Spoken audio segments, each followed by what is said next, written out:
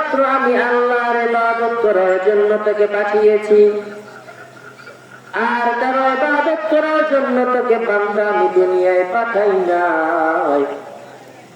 আমি আল্লাহ পাক রব্বুল আলামিনের যদি শুকরিয়া আদায় কর বান্দা, কপালটা তোর ভালো, তুই জান্নাত চলে যাবি।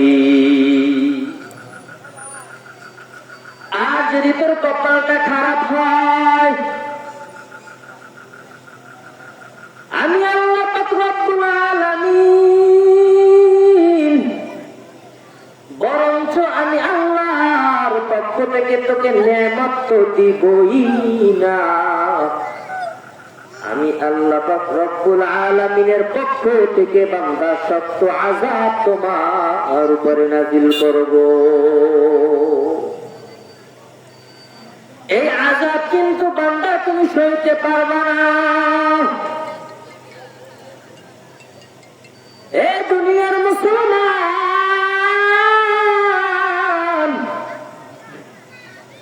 ক্ষণিকের এই জীবনে, 2 দিনের জীবনে তুমি আমি কি করেছি? সকালবেলা কাজে নেমে যাই, বিকাল বেলায় দোকানে রাস্তাঘাটে আড্ডা দিয়ে চা খাচ্ছি। যত বয়স তোমার সামনে হয়ে যাচ্ছে, তোমার আয়ু তত কমে যাচ্ছে। এ বান্দা, তুমি মনে করো আমি যত বড় হচ্ছি মনে হয় যেন আমি অনেক কিছু হয়েছি।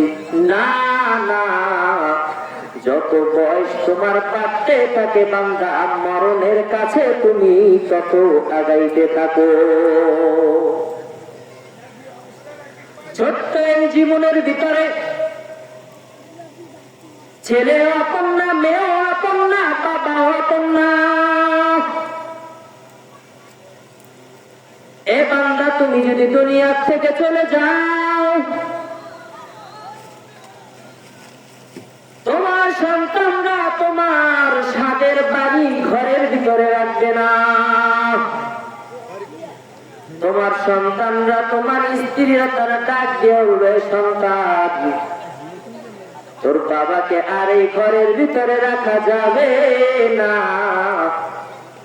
তোর বাবাকে তাড়াতাড়ি মসজিদের 4 পাওয়ালা পালকিখানা আনিয়া তাড়াতাড়ি ঘরের ভিতরে নামাইয়া রাখ। যাদের জন্য তুমি আমি এত কামাই করলাম, যাদের জন্য বাড়ি গাড়ি এত কিছু করলাম, সকালে নেমে রোদ্রের ভিতরে মাথার ঘাম পায়ে ফেলিয়ে টাকা ইনকাম করে যে ছেলে মেয়ে স্ত্রী সন্তান সন্ততির জন্য এত বড় আয়োজন করলাম, দুনিয়ায় বসে যখন তোমার চক্ষুটা বন্ধ হয়ে যাবে, ওই ছেলে সন্তানই তোমার পর হয়ে তোমাকে কবরের ভিতরে রাখিয়ে আসবে। ওই কবরের ভিতরে যখন তোমাকে রাখিয়ে আসবে, 3টা জবাবের 3টা প্রশ্নের উত্তর তোমাকে দিতে হবে। আমার নবী বলে, এই 3টা প্রশ্নের উত্তর যদি বান্দা তুমি আমি দিতে পারি, কপালটা ভালো, আল্লাহ জান্নাত দিয়ে দিবে। আর যদি কপালটা খারাপ হয়, ওই কবরে 3টা প্রশ্নের উত্তর যদি তুমি দিতে না পারবে বান্দা, ওই কবরের সাথে জাহান্নামের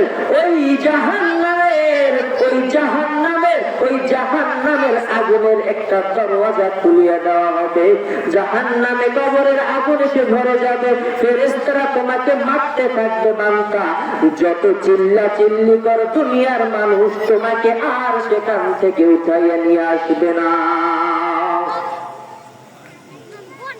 যাদের জন্য এত কিছু করলাম তারাই আজকে